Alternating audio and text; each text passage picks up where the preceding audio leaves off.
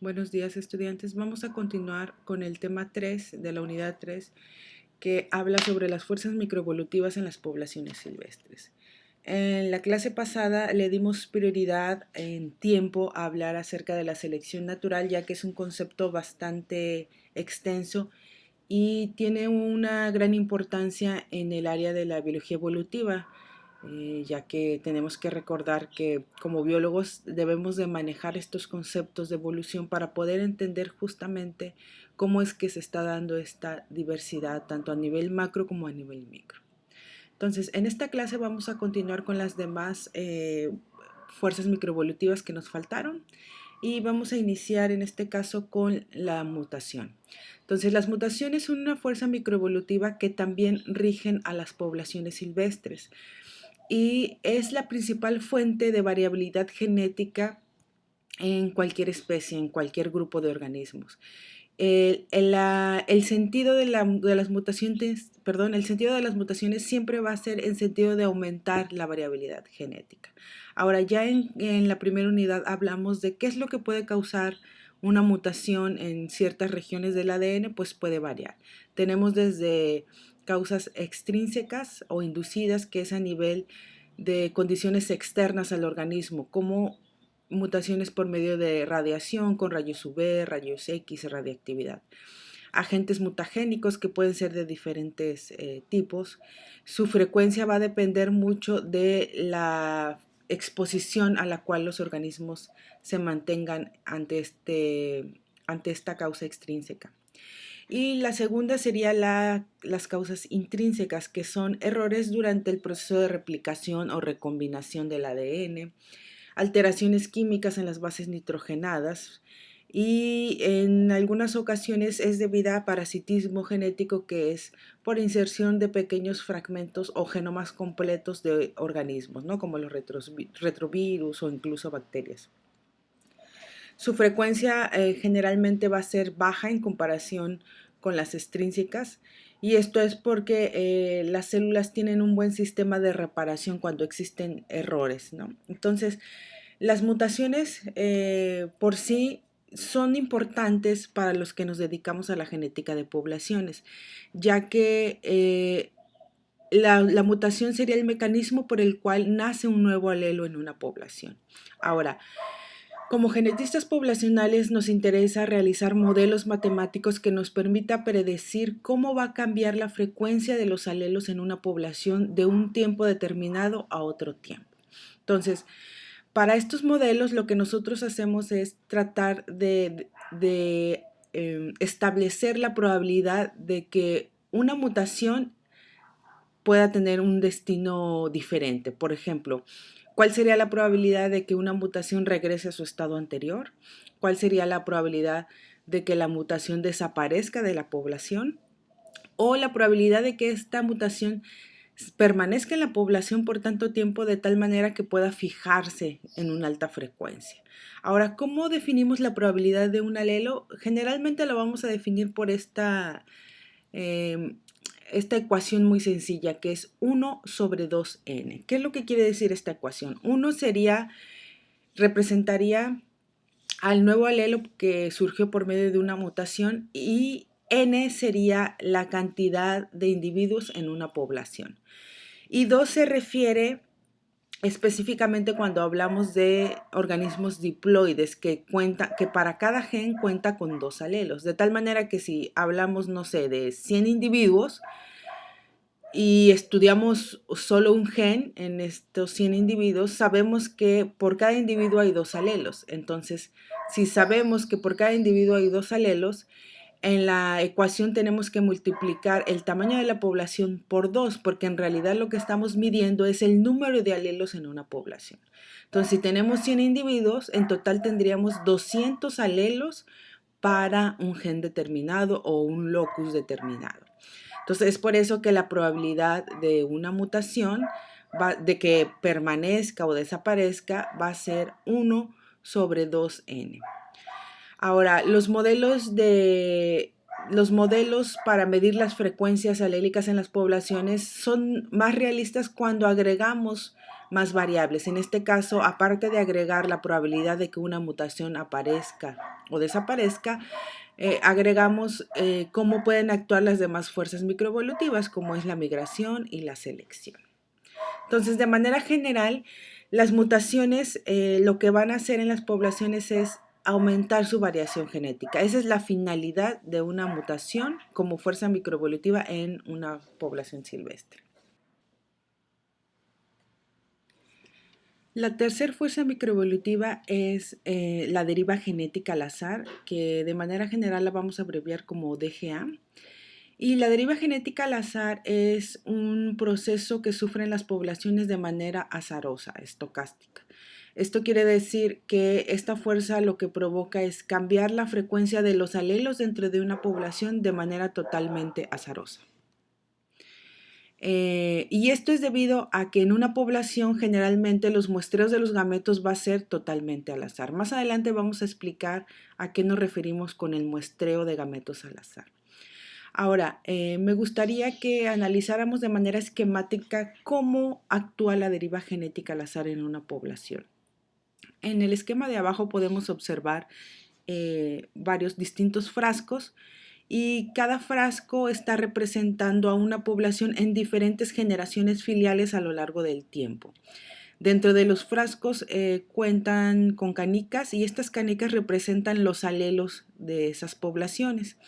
Entonces, los alelos pueden tener distintas formas, ya sean de colores diferentes, con diferentes puntos.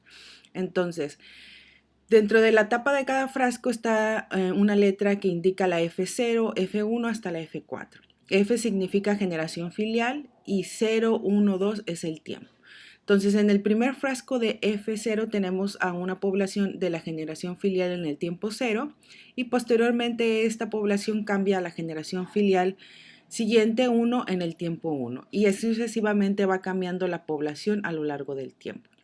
Entonces, lo que podemos observar es que en la primera generación filial de esta población, en F0, podemos ver que los alelos son bastante diversos. Tenemos dos tipos de colores, rojo y azul, y cada alelo puede también variar en el número de puntos que tiene en el centro, ¿no? 2, 1, 3, 5. Entonces vemos que en F0 hay una gran diversidad de alelos, de tal manera que cuando se pasa de la generación filial 0 a la generación filial 1 hay un muestreo de gametos. ¿Qué quiere decir? Que la generación filial 1 se compone de un subconjunto de alelos de la generación filial 0,2. Recuerden que 0. Recuerden que la generación filial 0 son los padres y el F1 serían los hijos y así sucesivamente. Entonces, en esta generación lo que podemos observar es que la frecuencia de los alelos cambió. Por ejemplo, se eliminaron muchos alelos rojos y aumentaron los alelos azules. Ese es un cambio de frecuencia en los alelos. Y también podemos observar que desaparecieron varios alelos, como por ejemplo el alelo que tiene 5 puntos, en la siguiente generación ya no lo observamos, desapareció. Pero, por ejemplo, el alelo que tenía 2 puntos en F0, que solamente era 1, en la siguiente generación vemos que aumentó su frecuencia. Estamos observando que hay hasta 5, 6, 7 alelos de la misma característica, ¿no? Mientras que en los alelos rojos vemos que se perdió algo de variabilidad. Se mantienen los mismos alelos, pero su frecuencia disminuye, ¿sale? Entonces, cuando cambiamos de la generación filial 1 a la generación filial 2, podemos observar que vuelve a cambiar la frecuencia de los alelos. Siguen desapareciendo alelos rojos y sigue aumentando la frecuencia de los alelos azules. Vemos que aparecen nuevas variantes, como en el caso del alelo azul con 4 puntos.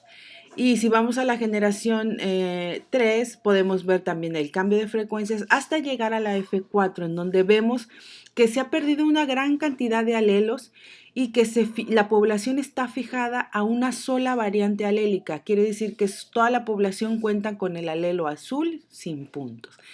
Este es el proceso de la deriva genética. Lo que hace la deriva genética es eliminar alelos de las poblaciones de manera azarosa. Quiere decir que la deriva genética no elige qué alelos va a eliminar de la población.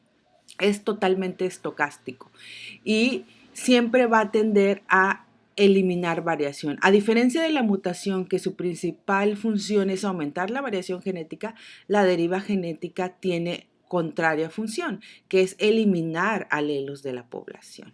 Entonces, en la siguiente diapositiva vamos a ver justo otro esquema que representa también esa pérdida de variación genética por deriva. En la imagen de arriba podemos ver que cada línea de puntos representa una generación filial.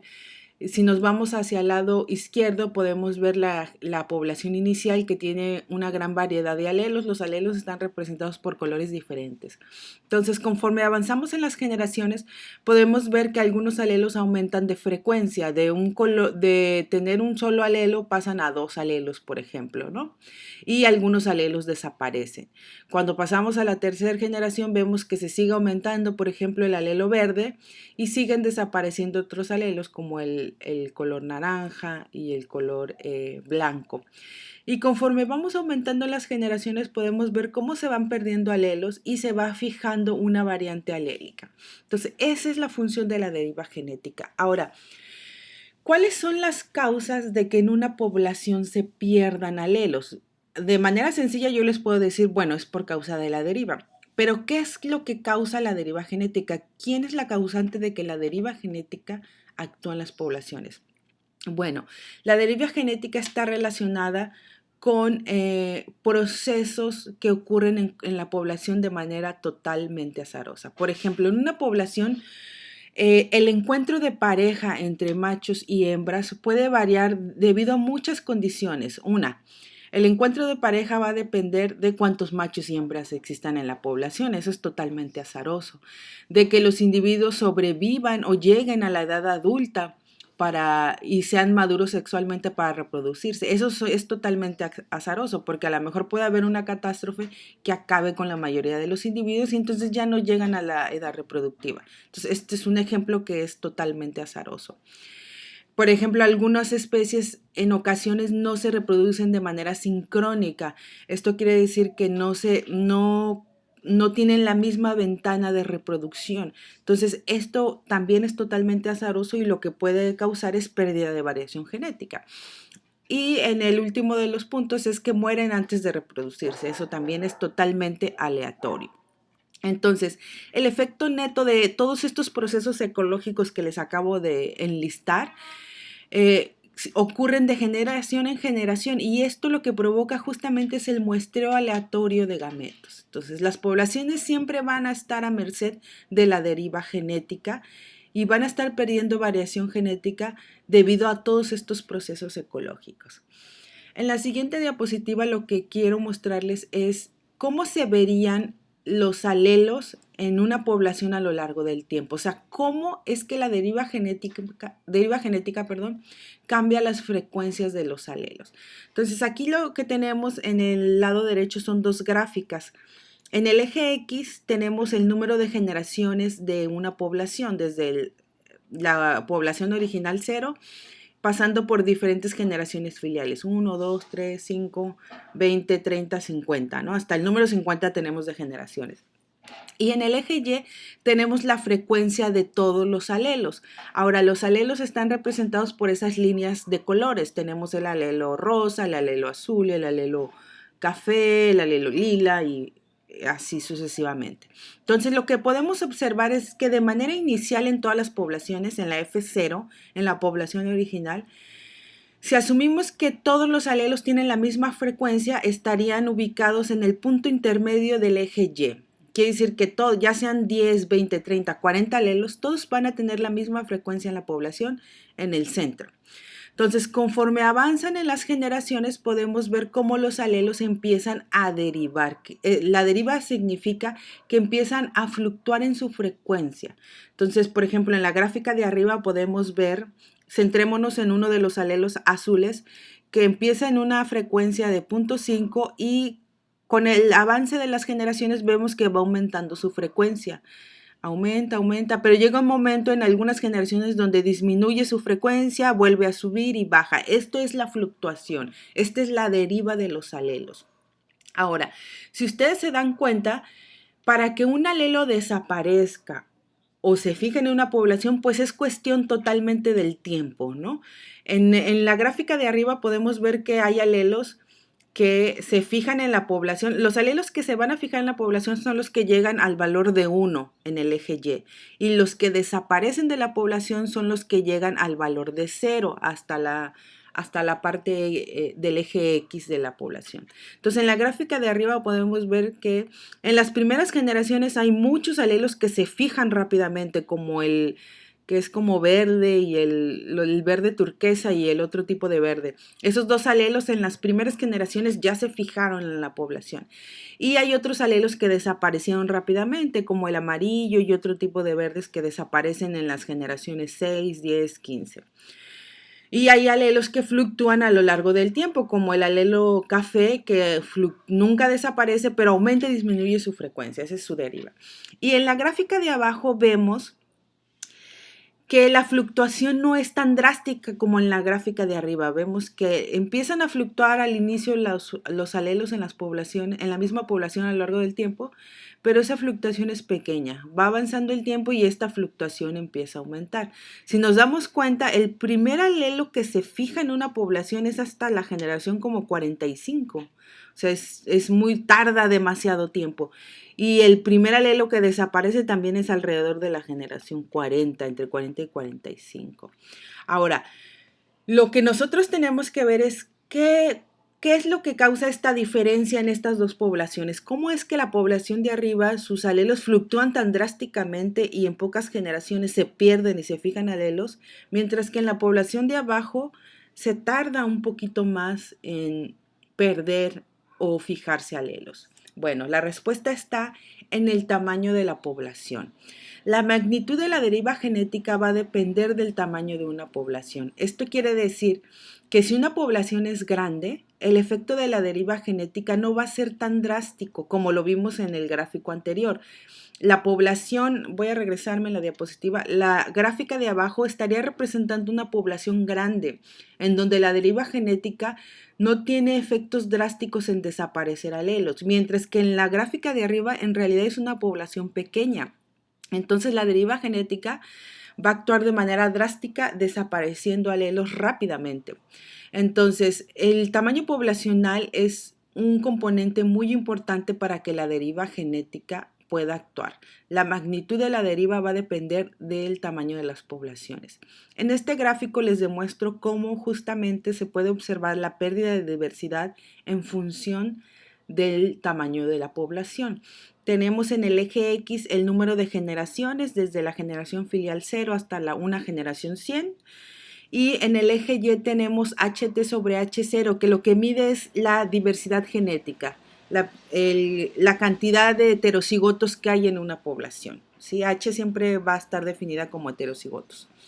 Entonces, cada línea dentro del gráfico está representando a una población diferente y esa diferencia está en función del número de individuos con el que cuenta. Por ejemplo, si nos vamos a la línea que está más cercana hacia los ejes X y Y, vemos que es una población que tiene un N de 10. Esto quiere decir que esta población va a perder diversidad. Si se dan cuenta, al inicio en la generación 0, lo que tenemos es que esta generación empieza con todas las poblaciones inician con una heterocigosidad alta, en el punto 1, en la generación 0. Y su diversidad, su heterocigosidad, se va a ir perdiendo a lo largo de las generaciones. Vemos que en la población que tiene 10 individuos, su pérdida es muy drástica y es muy rápida. Quiere decir que pasando las 60 generaciones ya los valores son muy, muy bajos de diversidad para esta población.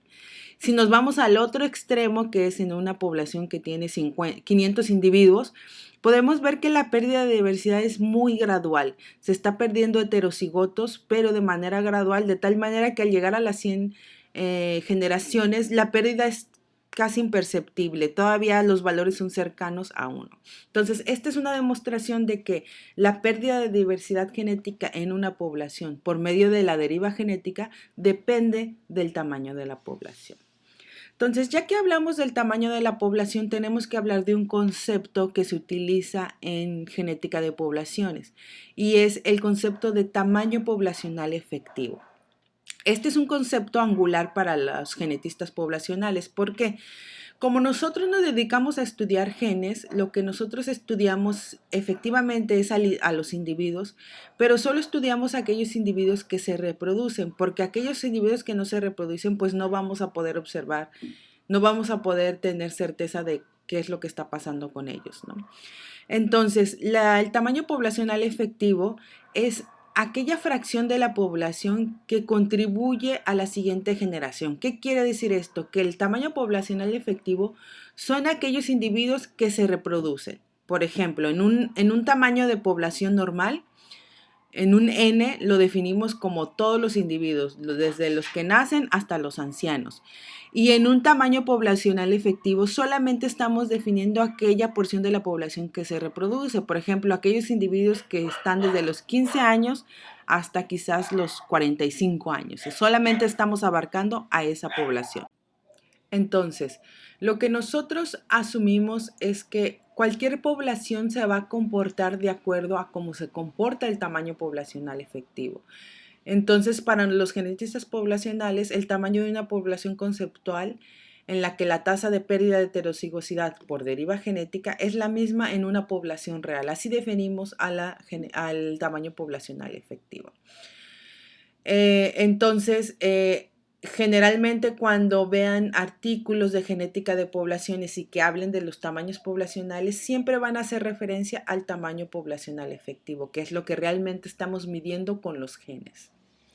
Bien, entonces vamos a terminar con la última fuerza microevolutiva, que es la migración, y que en realidad lo definimos como flujo genético. Obviamente el flujo genético involucra que los organismos puedan migrar.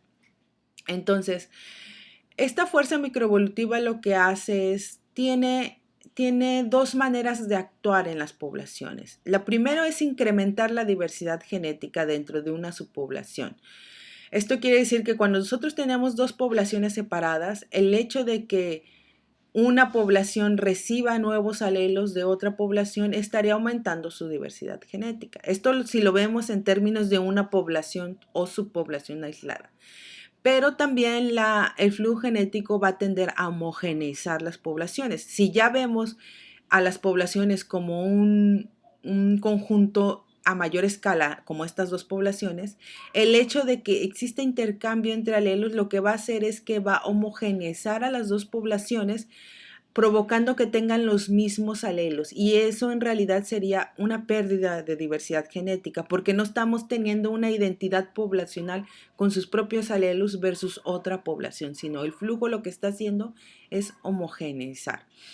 Entonces, la deriva genética dentro y entre poblaciones puede considerarse como una fuerza opuesta, ¿sí? Por ejemplo, aquí en el gráfico pongo dos oraciones en color rosa para poder ejemplificar hacia dónde jala cada una de las fuerzas microevolutivas en cuanto a la diversidad genética.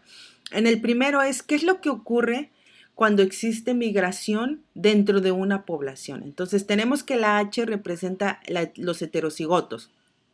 Y los heterocigotos van a aumentar o disminuir en función de tres fuerzas principales. La primera es la migración. El flujo genético lo que estaría es aumentando los heterocigotos, porque dentro de una población estarían llegando nuevos individuos con nuevos alelos, mientras que la deriva genética estaría disminuyendo la heterocigosidad, porque lo que hace es pérdida de alelos, y la selección también estaría en función de pérdida, porque lo que está haciendo es favoreciendo unos alelos y eliminando otros alelos. Entonces, dentro de las poblaciones, la deriva y la selección van a actuar en contra de la diversidad genética disminuyendo, y la migración más las mutaciones van a ir en el sentido de aumentar la diversidad genética. De manera general, las poblaciones pueden estar en equilibrio entre estas cuatro fuerzas microevolutivas y se mantienen equilibradas, pero no siempre ocurre eso. Generalmente un par de fuerzas microevolutivas jalan más hacia un sentido que a otro. Ahora veamos el ejemplo que tengo abajo, en donde les muestro cómo cambiaría la diversidad genética entre un conjunto de poblaciones. Aquí ya no lo estamos viendo en una población, sino entre varias poblaciones en un área geográfica extensa. Entonces, lo que tenemos es que la migración estaría homogeneizando las poblaciones porque estaría mezclando los alelos. Entonces, en este caso, la migración entre poblaciones disminuye esa diferencia genética, mientras que la deriva y la selección más la mutación estarían aumentando la diversidad genética. ¿Por qué? Porque si la migración lo que está haciendo es mezclar los alelos, la deriva genética lo que hace es que en una población elimina algunos alelos. Entonces eso ya le da una diferencia a esa población. La selección está favoreciendo un tipo de alelos y las mutaciones también están en favor. La mutación siempre va a ser en aumentar la diversidad genética. Esa fuerza es la que nunca cambia. Nunca cambia su efecto en una población. Entonces, esto es lo que les quiero mostrar es que el flujo genético tiene esas dos funciones, de aumentar la diversidad, pero también de disminuirla de acuerdo en dónde nos posicionemos. Si nos posicionamos dentro de una sola población, el flujo genético aumenta la diversidad. Pero si lo vemos en un conjunto de subpoblaciones, el flujo genético estaría disminuyendo esa diversidad genética. Es probable que es un poco complicado porque de manera virtual no puedo ejemplificarles como en el pizarrón cómo funcionaría esto, ¿no? Pero voy a tratar de buscar algunos videos que les permitan identificar cómo es el proceso de flujo genético en las poblaciones para el cambio de diversidad. Ahora, el flujo genético, como ya dijimos, está en función de la migración de los individuos.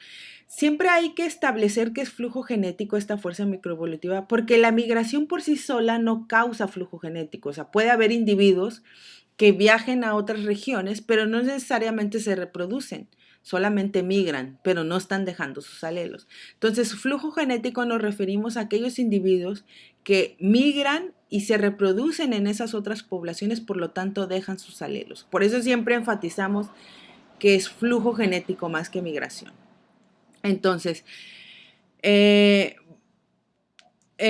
esta diapositiva lo que quiero mostrarles es cómo las poblaciones pueden diferenciarse a tal grado por medio del flujo genético que pueden llegar a generar especies diferentes. Entonces, cuando existen bajos niveles de flujo genético, FG es la abreviación de flujo genético, cuando hay bajos niveles de flujo genético entre subpoblaciones, estas poblaciones se empiezan a aislar, ocasionando que los apareamientos no sean azarosos y por lo tanto la deriva genética y la selección van a favorecer que exista una especiación alopátrica, una separación de organismos.